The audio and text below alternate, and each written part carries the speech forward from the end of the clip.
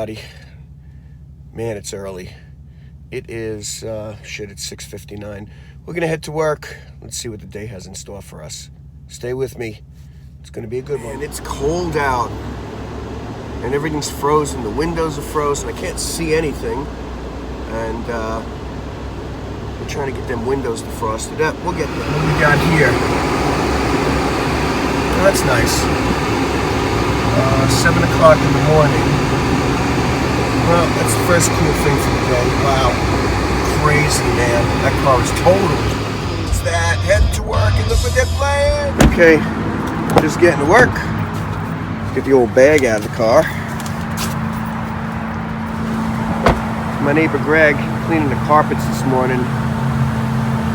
That's why we're here early. We open at 10. It's 7:09. There's Greg running around the store about to start cleaning the carpets. Come on, let's go in the range. We're gonna have some fun this morning. Oh, that's loud. Fuck. It was louder than I thought. Yeah. Holy shit. That's John Napolitano. John's a good friend of ours. He's a USPSA-sponsored shooter and has a large following on Instagram, currently over 94,000 followers. You can follow him here at his page. This is what John was just shooting. 40 Smith & Wesson casing with just a primer and flash wadding in it. We wanted to see what would happen when he pulled the trigger without any powder or any projectile in the firearm. As you can see from these pictures, that combination produced quite a flame. We weren't exactly sure what to expect. It was a hell of a lot louder than we thought, and none of us had hearing protection on.